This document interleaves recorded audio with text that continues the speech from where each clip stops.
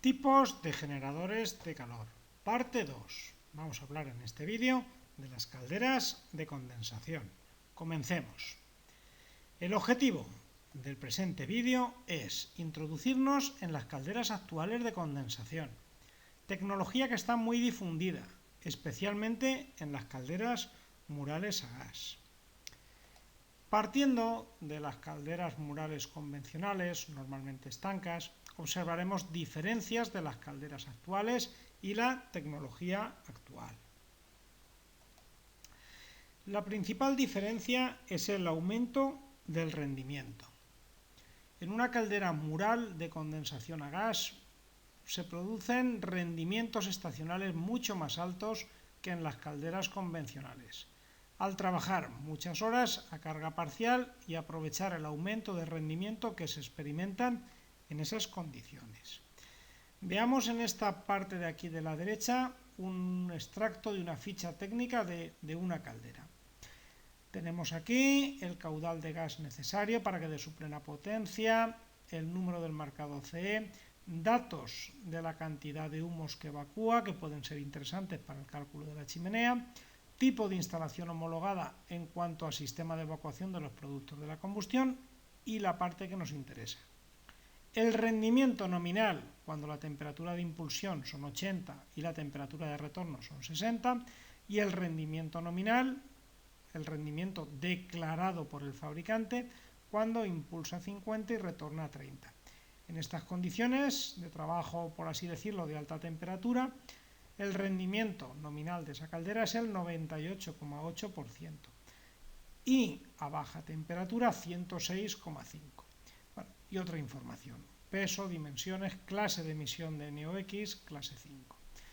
Vemos un notable aumento del rendimiento cuando está a baja temperatura. ¿Por qué? Vamos a ver. Tenemos un fluido como el agua, que puede estar en fase líquida o vapor de agua. Si para vaporizar el agua, para pasarlo de agua líquida a vapor, tenemos que aplicar calor, si aprovechamos el vapor de agua contenido en los productos de la combustión, en la cámara de combustión, ¿qué va a ocurrir? Que se va a ceder calor. Y ese calor que cede el vapor de agua contenido en los humos cuando licúa, cuando pasa a fase líquida, se aprovecha en la cámara de combustión. Poder calorífico superior.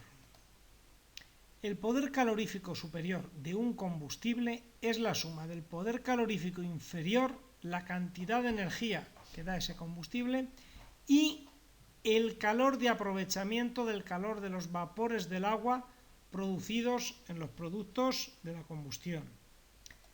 En las calderas de gas, el factor, la diferencia entre el poder calorífico y el superior y el inferior, es de un 10%. HS partido por HI es 1,1. Entonces, claro, allá hay un 10% de energía, como luego veremos en alguna diapositiva adicional que tenemos ahora después, que puede aprovecharse. Entonces interesa cambiar la configuración de las calderas clásicas para realizar calderas que aprovechen esta diferencia, que aprovechen el poder calorífico total, el poder calorífico superior del combustible. En una caldera clásica pues tenemos nuestro retorno de calefacción, intercambiador y salida de calefacción, ¿vale? Y el quemador. Un extractor con un presostato para evacuar los humos al exterior. Esta es la caldera clásica, la caldera estanca que hemos estado utilizando. Y cambia totalmente el diseño en las calderas de condensación. El quemador es totalmente distinto. Ya no es un quemador, una rampa de gas de este tipo, con aquí el electrodo encendido y el quemador, que luego veremos en alguna diapositiva después, un poquito más a detalle. Entonces este sería el quemador de una caldera convencional, el hogar, intercambiador, salida de humos y tiro forzado. En una caldera de condensación todo esto cambia. Entra el aire para la combustión, también de la chimenea o en una cámara estanca, Entra por aquí, entra el quemador, el aire, y por aquí entra el gas, como luego veremos por efecto Venturi, por aspiración. Este es el ventilador que está aspirando aire y gas, se mezcla, y este es el quemador. Y una cámara de combustión, dijéramos, total, con un mayor aprovechamiento, donde se va a producir una mayor cesión de calor. Y el resto ya igual, retorno de calefacción, intercambio, ¿vale? Salida a emisores. Entonces, una cámara de combustión totalmente distinta, donde los productos de la combustión también se evacúan por la chimenea, y el ventilador vemos que está en otra posición. En vez de haciendo misión de extractor, está aquí haciendo de mezclador de aire-gas y forzando la combustión en este quemador cilíndrico. Tenemos este factor de aprovechamiento, y esto es importante, aprovechar este calor. ¿Por qué? Porque si cogemos el vapor de agua de los humos y lo licuamos, tendremos un aprovechamiento de 540 kilocalorías por litro. 540 kilocalorías por litro, o en kilojulios, 2257 kilojulios, de calor adicional que se queda en la cámara de combustión, si utilizamos un mayor intercambiador, cámaras de combustión distintas. Entonces tenemos una energía adicional que forma parte del poder calorífico superior del combustible y que nos va a provocar un notable aumento del rendimiento. Y por aquí abajo vemos, que luego lo veremos también en otras diapositivas, el desagüe, el drenaje. Claro, tenemos agua líquida, el agua líquida que vamos recogiendo en la cámara de combustión, pues hay que llevarla por un sifón al desagüe. Entonces es interesante aprovechar esta energía, este 10% más que tenemos en las calderas de gas, y que este calor se quede en las cámaras de combustión. Y para eso la tecnología ya vemos que es distinta, la manera de construir la caldera es totalmente distinta. Aprovechamiento del poder calorífico superior del combustible. Veamos una tabla. Aquí tenemos 4 combustibles: gasóleo C, gas natural, propano y butano. ¿Cuál es su poder calorífico inferior? También se escribe H sub I. Pues en el caso del gasóleo C son 35,94 megajulios de energía por litro. Y en el gas natural, propano y butano. Lo que nos interesa y lo que quiero ver es el poder calorífico de cada uno y su variación. Por ejemplo, en el gasóleo tenemos 35 megajulios de poder calorífico inferior. Pero si aprovechamos todo el poder calorífico, incluido la condensación del vapor de agua producido en los productos de la combustión, tenemos un 2% más. Ya no aprovechamos hasta 35,94 megajulios si tiramos los humos en estado gaseoso. Si conseguimos su condensación, tenemos hasta 36,65 megajulios. Oye, un 2% más de energía. Pero veamos en el gas. En el gas natural tenemos un poder calorífico de 38,63 megajulios. Si aprovechamos todo el poder calorífico, o sea, el poder calorífico superior, tenemos hasta casi 43 megajulios, un 11% más de diferencia respecto al poder calorífico inferior. Pues en gas es muy interesante recuperar todo ese calor de la condensación del vapor de agua contenido en los productos de la combustión. Fijémonos en el propano, 86 megajulios por metro cúbico. Oye, pues en vez de aprovechar 86 megajulios, aprovechamos 93, un 9% más de energía. Pues es interesante emplear la tecnología de la condensación. Es muy interesante poder aprovechar esta energía gratuita. Tener un desagüe, ir recogiendo los condensados, tener un calor gratuito. Porque esto es un calor que forma parte del poder calorífico del combustible. Históricamente siempre hemos trabajado con el poder calorífico inferior, porque la tecnología no permitía la condensación, las cámaras de combustión no resistían los ácidos de la condensación. Entonces, pues bueno, siempre con el poder calorífico inferior. Pero ya estamos en época de aprovechamiento energético y hay que aprovechar todo el poder calorífico del combustible. ¿Cómo haremos esto? con un intercambio de calor más eficiente. En las calderas de condensación el intercambio de calor es más eficiente a través de mayores superficies de intercambio. Vamos a enfriar los humos todo lo que podamos para provocar la condensación del vapor de agua contenido en los humos y emitir los humos a una temperatura más baja. Y todo ello va a provocar un gran aumento de rendimiento, como hemos visto en la placa de características. Veamos un ejemplo de caldera convencional, caldera de condensación. Tengamos una caldera, un quemador tradicional.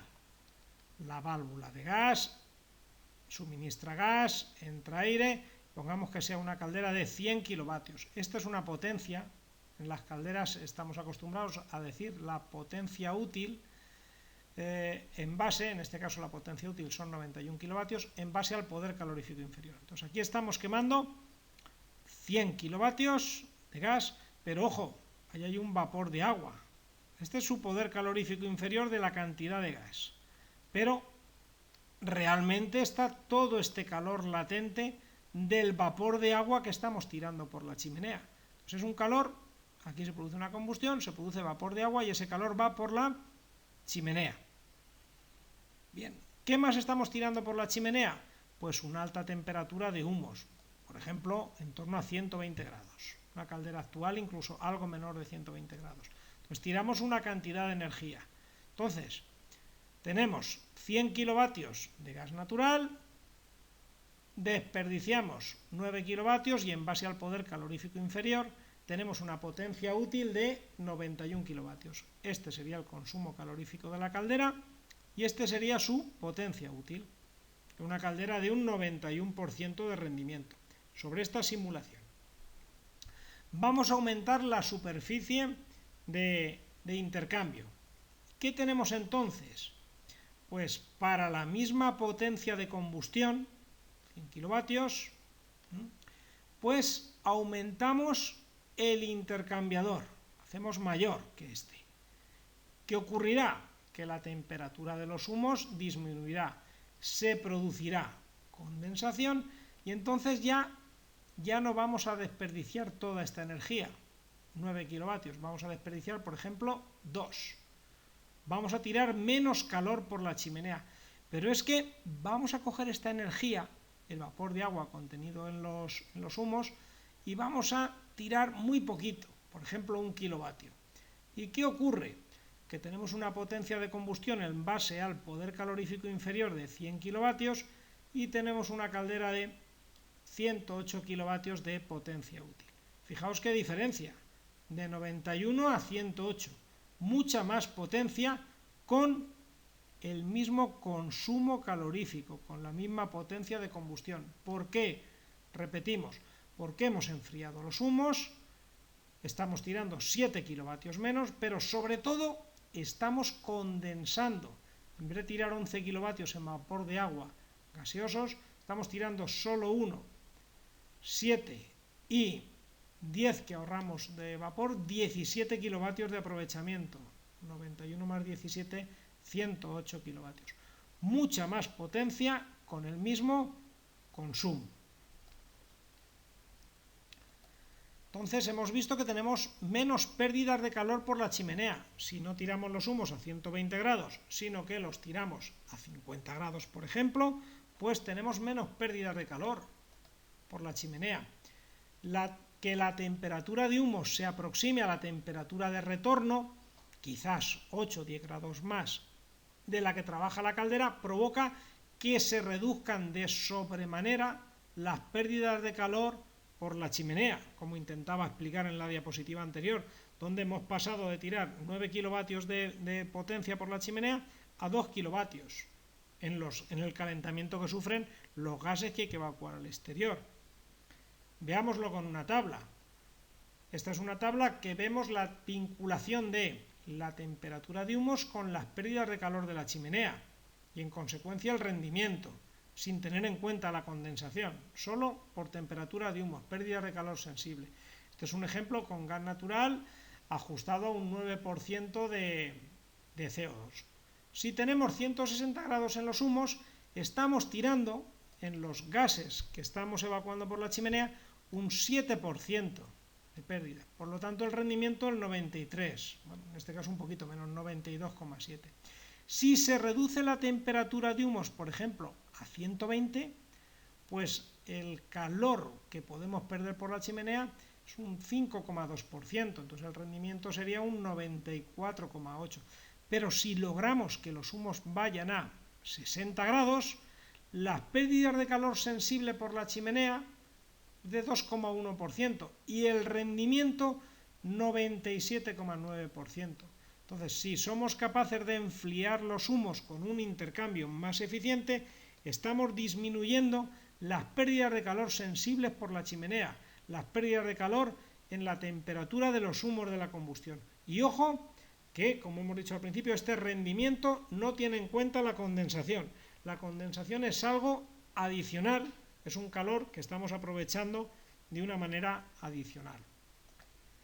Entonces, estamos en un cambio tecnológico de la típica caldera de baja temperatura que teníamos aquí, el quemador, estas son sus lumbreras, este es el quemador, este es el intercambiador que teníamos antes, el colector de humos, el extractor y un presostato para ver que estaba funcionando el extractor. Pasamos de esta caldera tipo a una caldera de este tipo, una caldera de condensación.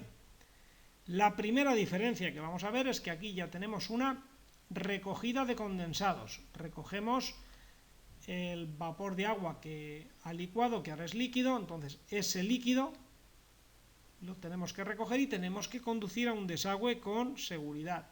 Entonces un cambio estructural distinto, un cambio de quemador, un cambio también del ventilador. Entonces tenemos un primer cambio tecnológico. Veamos el intercambiador. Intercambiador. La forma del intercambiador es totalmente distinta, buscando un mayor intercambio y materiales que resistan la acidez de los condensados. ¿Vale?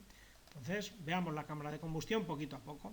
Tenemos este cuerpo de caldera totalmente distinto, con una superficie de intercambio mucho más grande y además por todo, un cuerpo que está bañado por agua para que se produzca un mayor calentamiento. Tenemos por aquí la entrada de aire, un tubo silenciador, el ventilador al que se le va a acoplar también la válvula de gas y este es el quemador. Este es el quemador, es un quemador cilíndrico. Ahí se ve algún material refractario y quizás aquí arriba alguna sonda de temperatura para ver que el intercambio es eficiente. Acerquémonos un poquito más.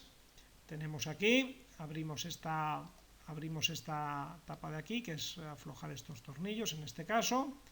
Aflojamos y este es el intercambiador. Un intercambiador, pues de algún, en este caso parece que es algún acero inoxidable especial que resiste la condensación. Este es el quemador cilíndrico, en torno a él se produce la llama, una llama bajita, pero por todo, una llama a menor temperatura, como no supera los 100 grados, pues evita la formación de mucho NOx, por eso son también calderas de bajo NOx. Aquí el electrodo de encendido, la sonda de ionización. Esta es la cámara de combustión, totalmente distinta, con tomas de ida y retorno, no sé cuál será el orden, y drenaje de recogida de condensados.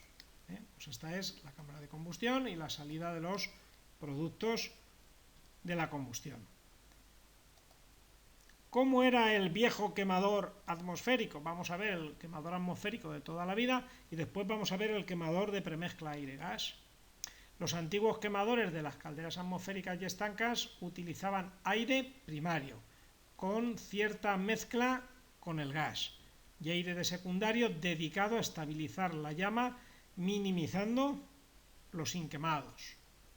Entonces teníamos un inyector por el que se me introducía el gas, soplábamos gas y aquí se generaban unas pequeñas depresiones, un efecto Venturi y una primera entrada de aire de gas. Este es el aire de primario. Entonces, soplamos gas y en la depresión que se genera hace que se entre aire. Y entonces ya tenemos una primera mezcla aire-gas. El aire-gas que sale por aquí, por las lumbreras del quemador. Entonces vamos a ver aquí el quemador otra vez.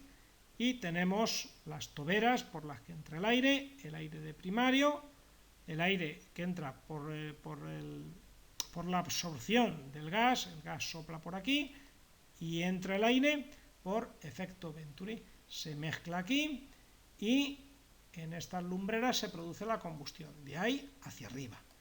Y luego hay un aire de secundario que ayuda a estabilizar la llama, ya que si queda alguna muesca de gas, alguna muestrecita pequeña de gas sin quemar, pues termina de quemarse. Entonces hay un notable exceso de aire.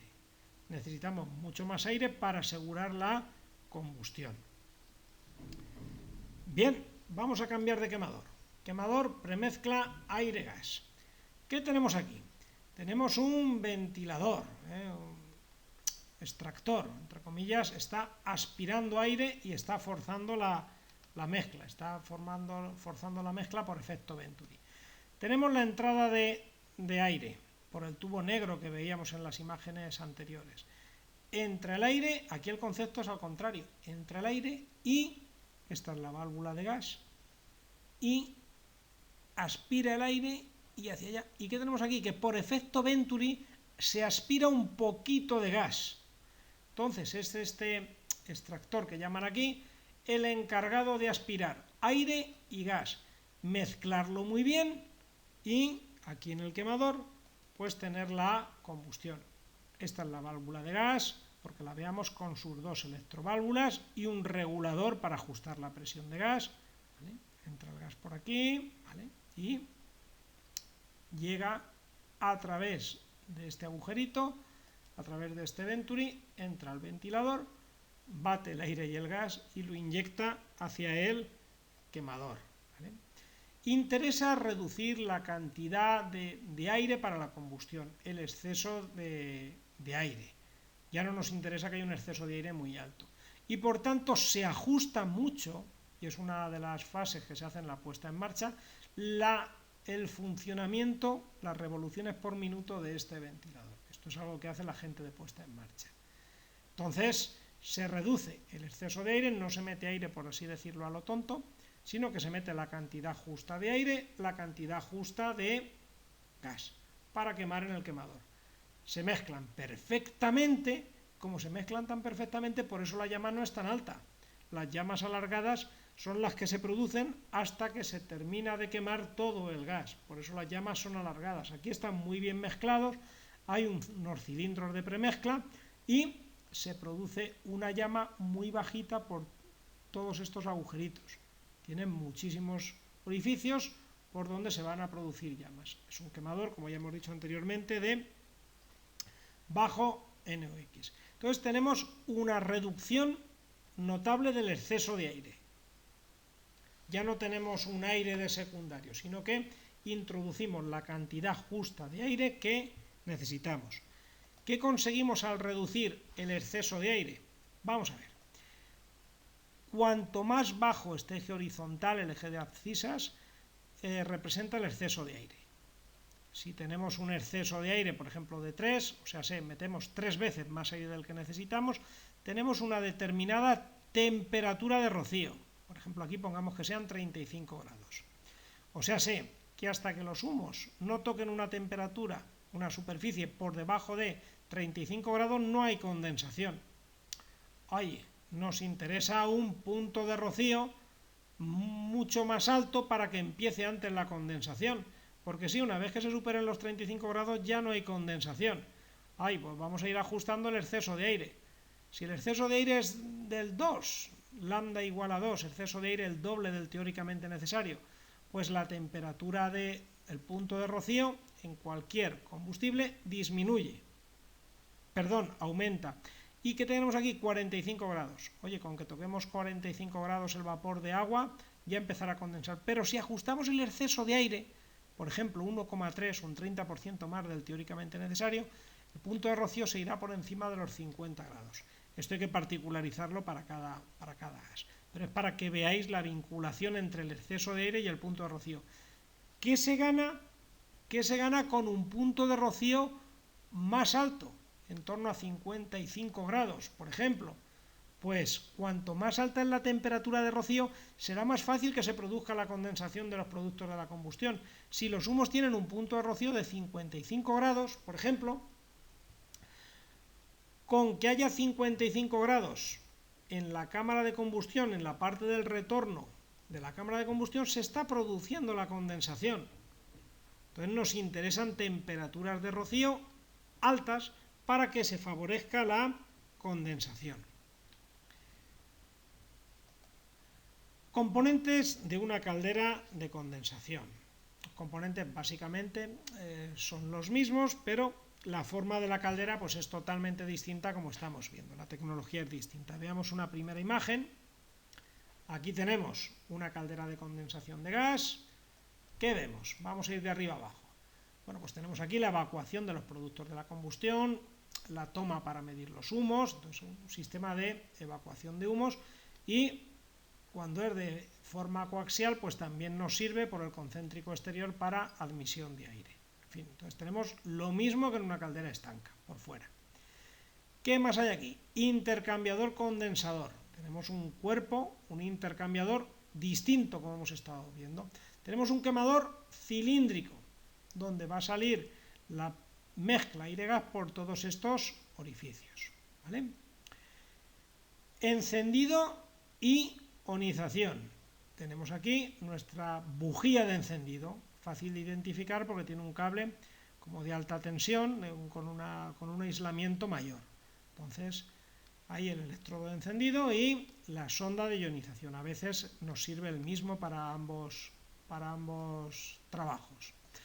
El mezclador. Este ventilador es un mezclador aire-gas.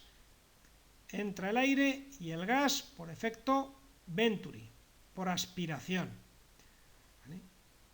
El ventilador, el motor del ventilador, el mecanismo de gas está incorporado ahí. Entonces entra el gas y está incorporado ahí, en todo este cuerpo, ¿vale? Donde está el ventilador, el mezclador y la válvula de gas, con sus dos electroválvulas de cierre y seguridad, las tomas de presión de gas para ver la presión del gas a la entrada, la salida, todo igual. Pero la válvula de gas está aquí.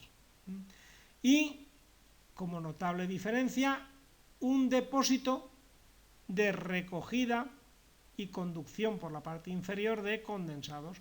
Recoge por aquí y recoge por aquí todo el agua líquida que se produce en la cámara de combustión.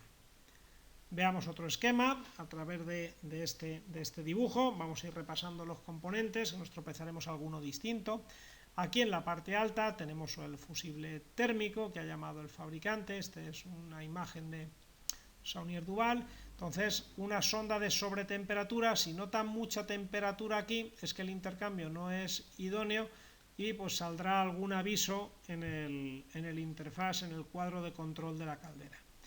Tenemos aquí los electrodos de encendido y la sonda de ionización, aquí cerca del cilindro este, ¿vale?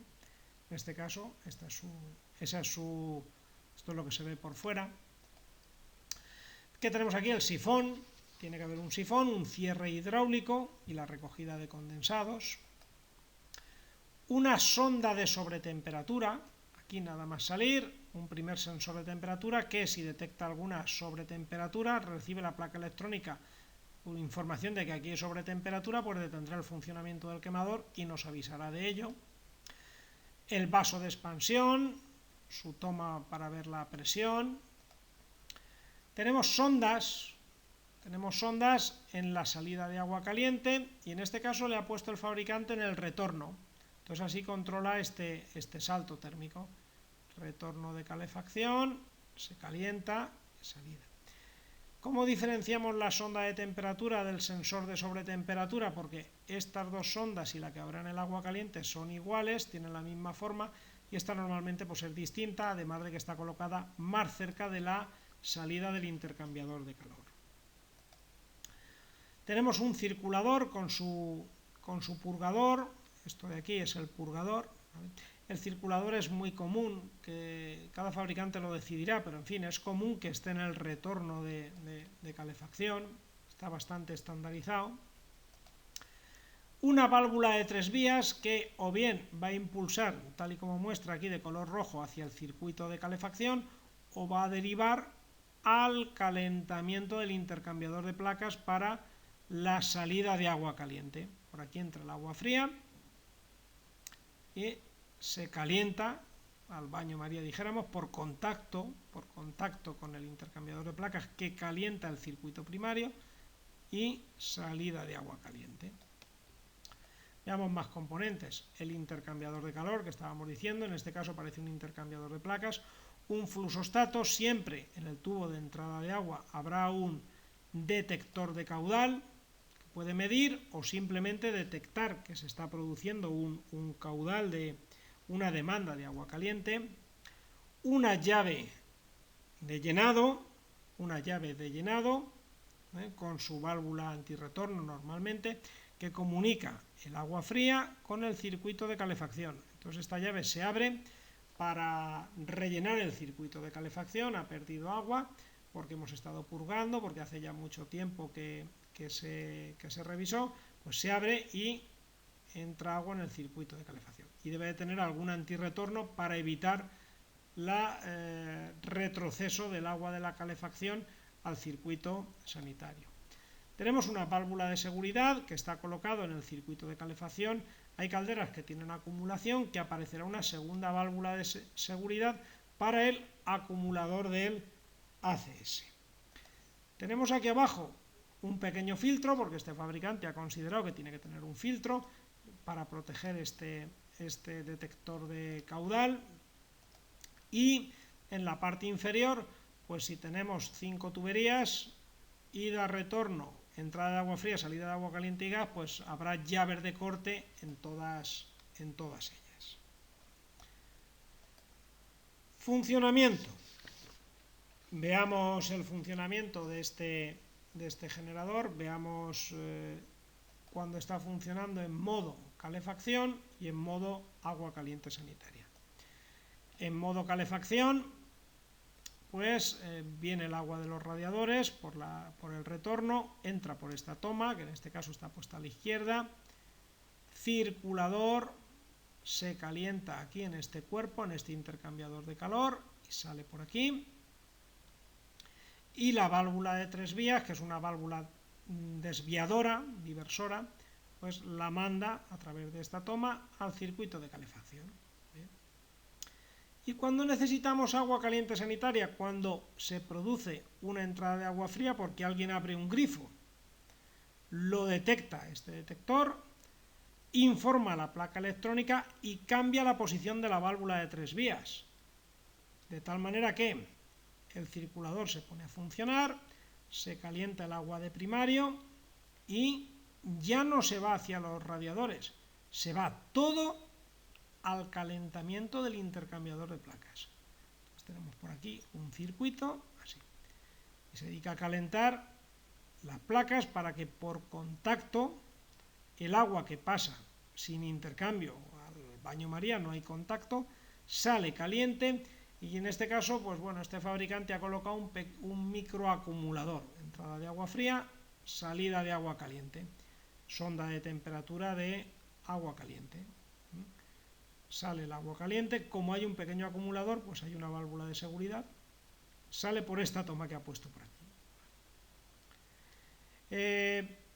Este pequeño acumulador, los fabricantes que hacen esta microacumulación, pues tiene una resistencia que mantiene siempre el agua caliente para disminuir el tiempo de respuesta en obtener agua caliente en las griferías. Bien, pues esto es el funcionamiento en agua caliente sanitaria. Esto hay fabricantes que lo tienen, fabricantes que no. Bueno, es una prestación que puede tener su interés o no. En este caso, pues las tomas llevan este orden: retorno de calefacción, entrada de agua fría, ida de calefacción, salida de agua caliente, entrada a la válvula de gas. El fabricante es libre de elegir el orden de las tomas, aunque hay posiciones que están ya un poquito estandarizadas, que no son esta. Recogida de condensados. No se puede verter a la red de saneamiento estos fluidos ácidos. Recordemos que una caldera puede evacuar en torno a 0,7 litros hora por cada 10 kilovatios de funcionamiento, de potencia, y si esto es continuado, pues son muchos litros de agua. Es un agua que además es ácida, y hay que neutralizar antes de realizar el vertido a la red de evacuación de aguas pluviales o fecales. Entonces, en las calderas habrá un sifón, si no lo hubiera, pues habría que colocarlo, hay que verter, pero este agua, en las calderas de gas, pues es un agua ácida que tendrá un pH entre 4 y 6, y hay que neutralizarlo. Esto de aquí, por ejemplo, es un neutralizador de condensados. Los neutralizadores de condensados normalmente no los coloca, no los inserta el fabricante de la caldera en el cuerpo de la caldera. Es un elemento exterior, forma parte de su catálogo, de los componentes que se pueden comprar adicionalmente, y tiene aquí unas sales, unos polifosfatos que neutralizan el agua previa al vertido. Porque el agua es muy ácida, y cuando el combustible es gasóleo, pues aún es más ácida, porque el gasóleo contiene azufre. Contiene una pequeña cantidad de azufre, creo que es menor del 0,1%, pero eso provoca una muy alta acidez. Recordemos la escala del pH, el 7 es el pH neutro, del 7 hacia abajo es ácido y de ahí hacia arriba es alcalino. Las aguas residuales domésticas contienen jabones y suelen ser aguas alcalinas. Tenemos una mínima suerte, y es que las calderas de gas colocadas en el ámbito doméstico dijéramos que podrían estar medio neutralizadas, sobre todo si se conectan a un desagüe donde va la pila, el lavadero, donde se tira jabón que tiene un pH alto, y nosotros la caldera tira un pH ácido, pues dijéramos que se neutraliza. Pero lo cierto y verdad es que hay que neutralizar antes de realizar el vertido a la red pública. Condensación en gasóleo. Ha llegado más tarde, pero ha llegado la tecnología de la condensación a las calderas de gasóleo, y podemos aprovechar ese 2% de energía entre poder calorífico superior y poder calorífico inferior. Claro, las calderas son totalmente distintas como la de la imagen. Entonces tenemos aquí un intercambiador totalmente distinto, vertical, tenemos aquí el quemador, el tubo de llama, el ventilador de admisión de aire, el inyector de gasoil y un tubo de llama totalmente distinto. ¿Por qué? Porque se suelen emplear quemadores de llama azul. Incluso hay fabricantes que los hacen modulantes. Esta de la imagen es modulante. ¿Qué es un quemador de llama azul? Un quemador que tiene un tubo de llama distinto que garantiza una mejor combustión por una recirculación que crea en los productos de la combustión. La llama se produce en su interior, es una llama que prácticamente no sale del tubo de llama, pero por aquí salen los humos están en la cámara de combustión, y por aquí, por la pequeña depresión que se produce aquí, vuelven a entrar parte de los humos, y si queda algo de monóxido, algo de hollín, algo de combustible sin quemar, dijéramos que tiene una segunda oportunidad de quemar. Entonces tiene un cabezal de combustión totalmente distinto. Son tecnologías distintas, son quemadores que funcionan con boquillas de cono hueco, a mayores presiones de pulverización, son quemadores con ligeras diferencias. Pero esta es una tecnología que se suele emplear mucho cuando hay una caldera pues, de alta gama, dijéramos, una caldera de condensación de gasóleo. El intercambiador de humos es de acero inoxidable de altísima calidad, porque hay mucha acidez en la condensación que va recogiéndose, por lo tanto tiene que ser un acero inoxidable muy resistente a estas corrosiones. Hay fabricantes que no se complican la vida y colocan un recuperador de calor, tienen una caldera más o menos normal, de baja temperatura, y colocan un economizador, un recuperador de calor en la chimenea. De tal manera que impulsión de agua caliente, retorno, y en vez de retornar a la caldera, pues intercambian calor con los humos y aquí se produce ese intercambio. El intercambiador no se aumenta en la caldera, se aumenta fuera, en este elemento que está previo a la chimenea o acoplado directamente a la chimenea, ¿vale? Y entonces se aprovechan estos grados ahí, y tiramos un humo a menos temperatura, que es lo que buscamos. Aquí este es el colector de humos, este es el tramo silenciador y este es el humo, ¿vale? Entonces reducimos la temperatura de humos en este intercambiador externo y aquí habrá su desagüe. Entonces esta podría ser la conexión. Si la caldera no es de muy baja temperatura y necesita trabajar a alta temperatura, pues el esquema, por ejemplo, podría ser como este. Viene el retorno, baja de temperatura, y si viene demasiado frío, parte del agua que estamos mandando, este circulador se pone en marcha y le aumenta ligeramente la temperatura al retorno. No resiste condensación aquí porque la condensación está pensada que se produzca aquí. Entonces, otra posible conexión sería como en esta imagen de la derecha, aunque es más frecuente este tipo de conexión, pero requiere que la caldera sea de baja temperatura, esto es, que no le perjudiquen las eventuales condensaciones que pudieran producirse. Bien, pues muchas gracias por su atención y hasta el próximo vídeo.